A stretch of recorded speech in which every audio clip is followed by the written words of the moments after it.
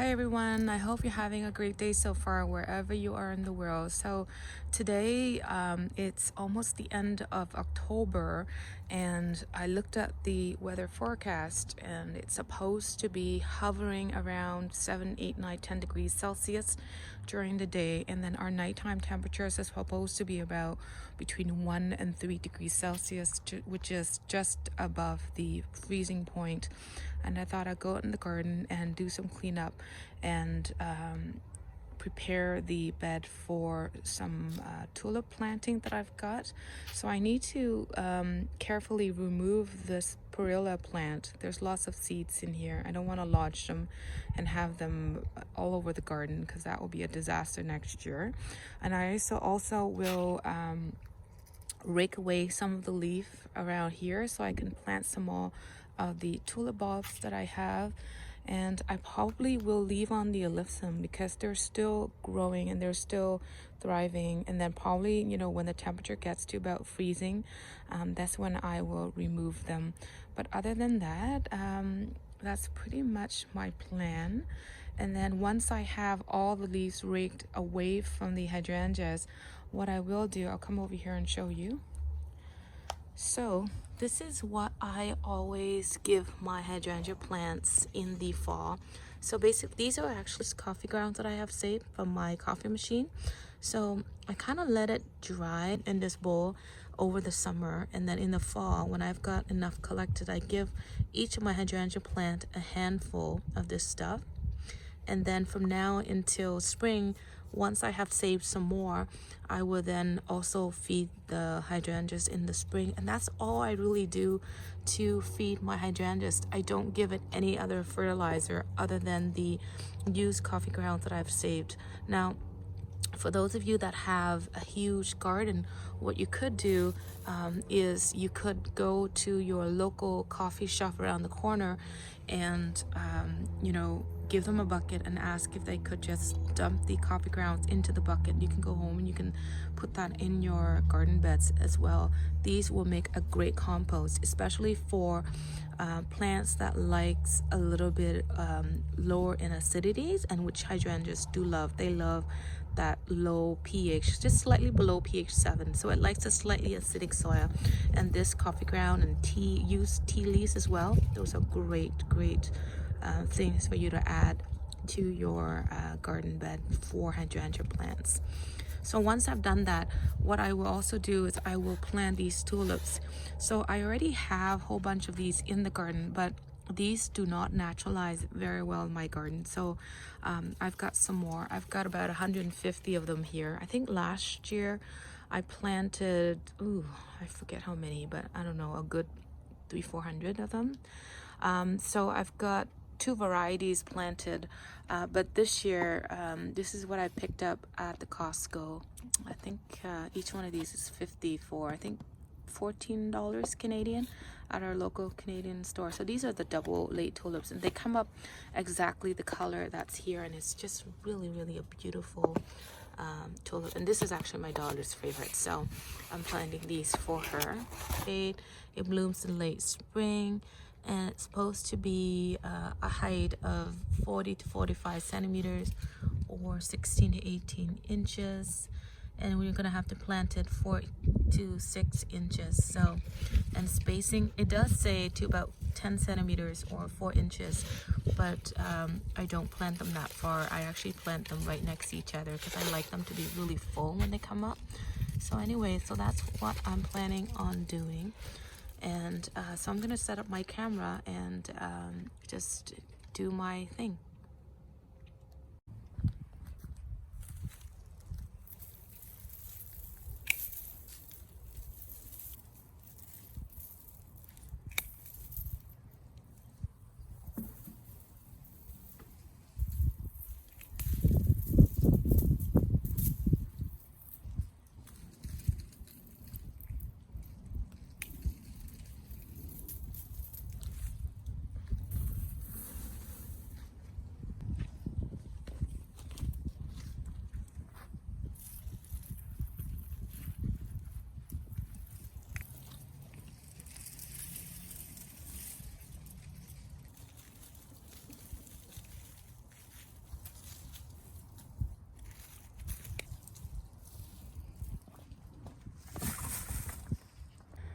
So here's what it looks like now. I just, all I did was I cut away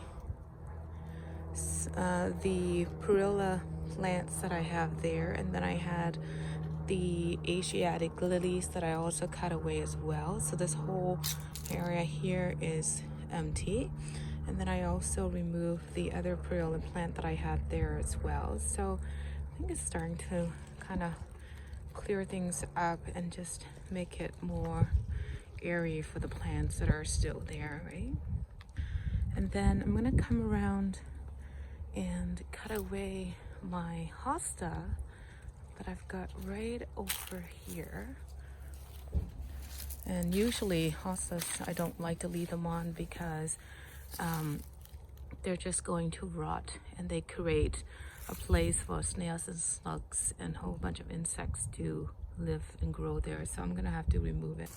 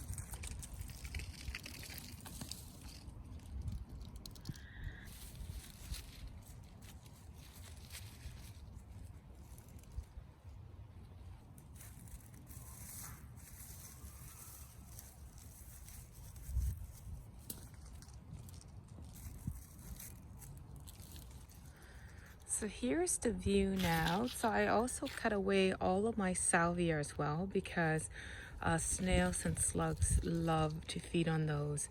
And you can see, look at the leaf that's left over. Look at that. See that? They feed on those. And then same thing with my daisies here too. You can see all the holes. So I might have to cut away those as well in the next few days before frost kills it. So I'll do that.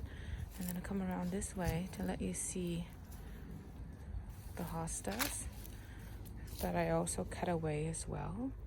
And I try to pick up as much of the leaves around the plants as possible. And I do that continuously throughout the season before frost, because once everything is sort of frozen, it makes it somewhat easier. But you know what? I try not to let too much pile up on top. That way, every day I pick up a little bit, and that way it won't be so much of a chore by the time the freezing temperature kicks in, right? Yeah, so I think that looks good. So what I'm going to do now, like I said, is I'm going to feed the hydrangeas with the used coffee grounds that I've got. So I'm gonna set it up and show you that. So all I do is I move away the mulch as much as possible, and then I take a handful and I kind of sprinkle it around the root ball.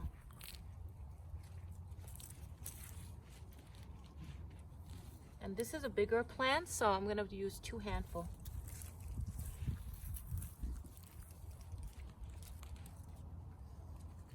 And then I pull back the mulch.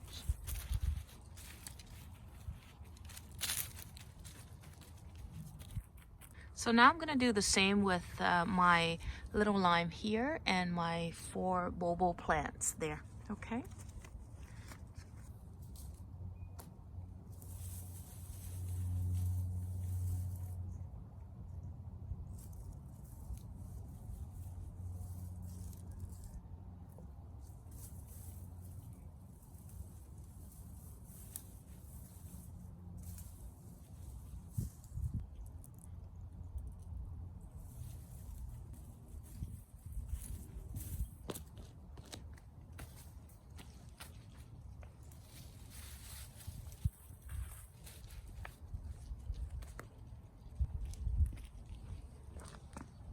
So now on this side, I'm gonna have to clean out these 2 pots. So all I do is I cut away the dead plants and I leave the creeping Jenny here, and it should winter over in these pots. And all I do is I put the pots with these in the area that's very, very sunny, and it usually survives until next spring. So, and then I also am going to cut away all of the daylilies here and also clean up the leaf and the perilla plants there as well.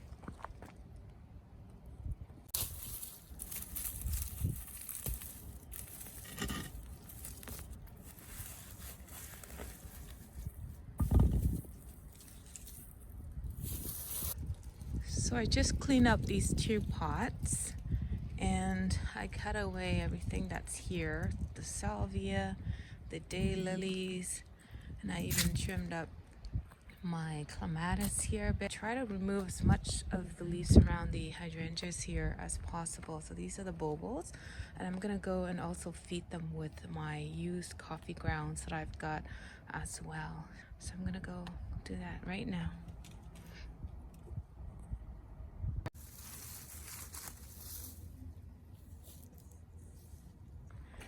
So anyway, I just finished feeding these 2 bulbils with the used coffee grounds that I had left over.